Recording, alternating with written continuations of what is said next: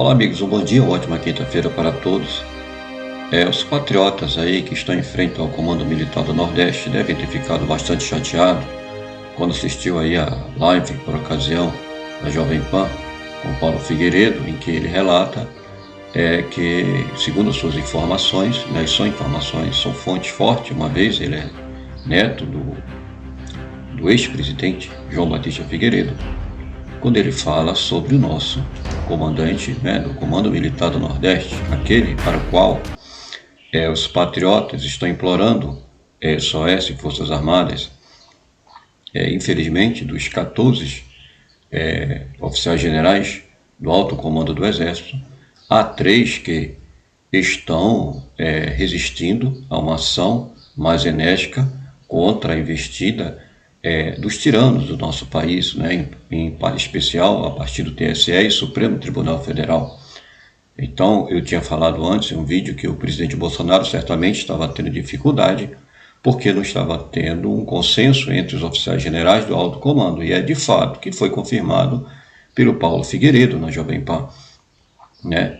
Então, o Richard Fernandes, né, que é Comando Militar do Nordeste, temos também o Tomás Miguel, que é do Comando Militar do Sudeste, e o Valério Stamp, que é do Comando Militar do Sul. Esses 3 comandantes, que são oficiais generais, eles têm sido empecilho na vida do presidente Bolsonaro.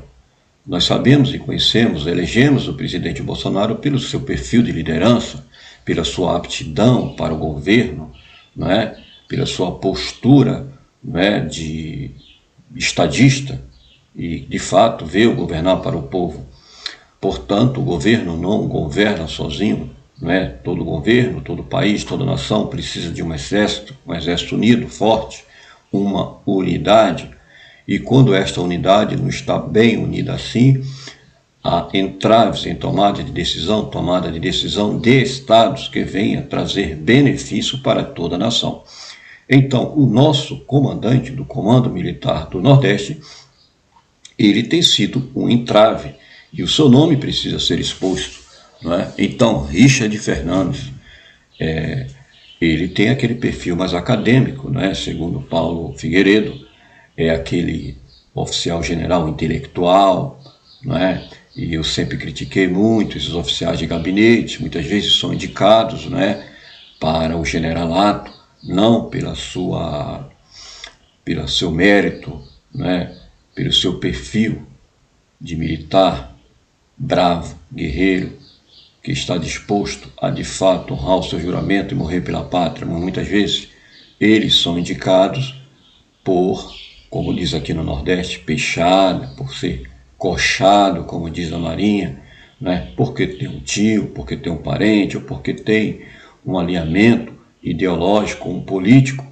Este político, por ocasião, pode estar no governo do Estado, pode estar na presidência da República, não é? É o caso, por exemplo, o general Stamp. O general Stamp, ele foi comandante da AMAN, que é a Academia Militar das Agulhas Negras. E pasme, né? Nós descobrimos que este comandante, esse general, ele mudou o currículo, né, dos aspirantes ali, dos alunos, né, da AMAN, e colocou algumas disciplinas ali, progressista, né? Você já ouviu falar de Anthony Gramsci, né, que faz a Revolução Cultural, que deixa de conquistar através da Revolução Armada para conquistar nas escolas, nas universidades e nas escolas militares. Esse Stamp, general Stamp, ele foi usado, não é?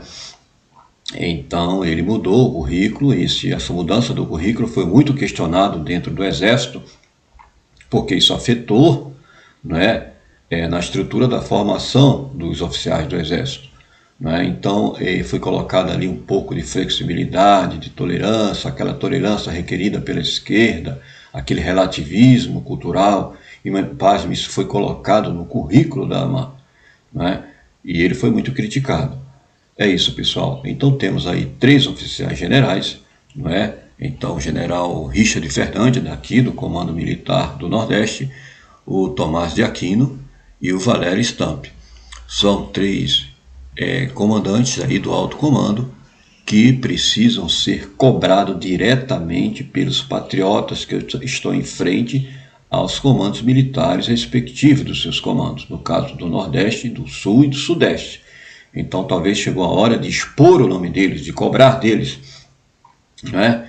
Se bem que cobrar deles não vai fazer muita diferença, mas que tal a exposição, que tal a adjetivação, né? De forma mais direta, afinal de contas, traidores da pátria não deveria ser tolerado dentro das Forças Armadas. Isso é um ato de traição desses generais, não é?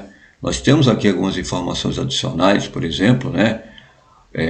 Além do Richard, que tem um perfil mais acadêmico, que é o mais intelectual, não é? O Stamp, que mudou o currículo da AMAN enquanto estava lá no seu comando, né?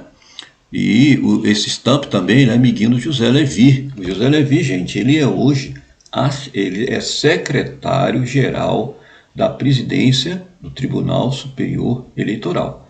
Então, José Levi é amigo de infância do general Stamp, não é? Então vejam aí a influência, vejam as ligações e vejam o que isso pode ter desencadeado, né, na sua postura, no seu pensamento, na sua identificação ideológica, não é? Então isso supostamente o Alexandre de Moraes, essa sua segurança em tomar decisões, não é? Distante da preocupação de que houvesse uma reação das Forças Armadas, talvez tenha sido bem informado pelo general Stamp, né, do Comando Militar do Sul, não é? Comando Militar do Sul, muito bem. É isso aí, patriotas, que estão em frente ao Comando Militar do Sul. Vamos expor o nome do general Stamp. Os colegas daqui do Nordeste, vamos expor o nome do Richard, né? General Richard. Então, é isso. Para quem acha que não existe oficiais generais identificados com a pauta progressista, além desses acontecimentos presentes, nós tivemos ali em 1924 o movimento tenentista, né, que nasceu dentro dos oficiais do Exército, né? Então é isso, Luiz Carlos Prestes foi o líder desse movimento, movimento comunista dentro do Exército Brasileiro, que nasceu, claro que foi refutado pelas forças leais, né, ao Estado brasileiro, mas ele retornou em 1935 através da intentona comunista, e Luiz Carlos Prestes também estava lá, né, mas militares, né, envolvidos, né? E é isso aí, pessoal. Em 1964, bem depois, nós tivemos também o almirante Aragão, né, que é um almirante que ele liderava também, né, marinheiros, inclusive fuzileiros, né, era pró-João Goulart, que queria impor aqui a ditadura do proletariado. Então se aproveitou da inocência dos marinheiros, dos fuzileiros, e estava liderando ali um movimento interno, e ele foi, posteriormente, depois da Revolução, da Contra-Revolução dos militares, ele foi exilado, se não me engano, no México, né? Então o almirante Aragão pode ser considerado um desses traidores da história da nossa República, assim como Luiz Carlos Prestes no passado, e hoje nós temos aí esses três generais aí, Richard Fernando, Tomás Miguel e Valério Stamp, comandantes dos militares, né, do Nordeste, do Sudeste e do Sul. Podemos chamar de traidores da pátria? Olha, eu penso que sim, né? Eu acho que não dá mais para esperar para considerá-los traidores, que não são dignos da função que estão, né? E já deveriam ser expostos, sim, seus nomes como traidores, sim, porque nós estamos no limite já, né? O tempo agora é contagem regressiva. A nomeação do Lula foi antecipada porque o Alexandre de Moraes sabe que pode haver uma reação das Forças Armadas por parte, por exemplo, o artigo 142, que o Sebastião, o desembargador Sebastião Coelho, que saiu do TSE, ele foi lá, né, na comissão do Senado, uma comissão lá de transparência, e ressaltou a necessidade do artigo 142, que o presidente Bolsonaro precisa tomar essa ação, não é? E é um dever institucional dele, não é? Ele está no seu cumprimento, é uma prerrogativa constitucional do presidente da República, está lá no artigo 142 da Constituição.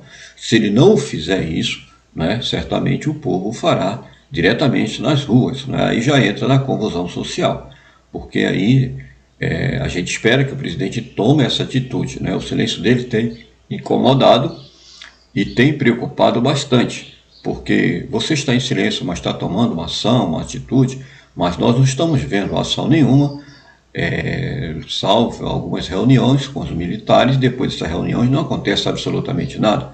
Enquanto isso, nós vemos a cena do Lula se articulando com Lira, né, o presidente da Câmara, com Rodrigo Pacheco, o presidente do Senado, e está tudo já preparado, o pacote pronto, né, para furar o teto, para gastarem à vontade, para voltar a financiar o Foro de São Paulo e desgraçar a vida do povo brasileiro. Então é isso, pessoal, temos que expor mesmo, estamos numa guerra, não dá para poupar mais general, não é? Me desculpa aí as suas medalhas, não é? Os seus galões que brilham aparentemente, mas internamente estão ofuscados, né, pela covardia, pela trairagem, pela falta de lealdade com o povo brasileiro, que é de fato aquele que detém todo o poder e deveriam ser respeitados, né? Me admira ele não ter dado nenhum posicionamento quando os patriotas chegam em frente ao Comando Militar do Nordeste, né? Mandam seus soldados lá receber o pessoal e por aí vai, né? Aí está a resposta. Este comandante Richards, ele é um daqueles generais traidores, né, que está trazendo e colocando em risco o Estado Democrático de Direito, o futuro da geração do nosso país, não é? O futuro dos nossos filhos, dos nossos netos. Então, são esses os 3 homens aí que merecem ser expostos aí em frente aos comandos militares. Chega de poupar o nome deles, porque esperávamos o mínimo, que eles dessem uma resposta aos patriotas, que eles recebessem os patriotas, que ele atendesse a demanda da maior instituição que o país tem, que é está lá disposto no artigo 1º, que é o povo, né, de onde emana todo o poder.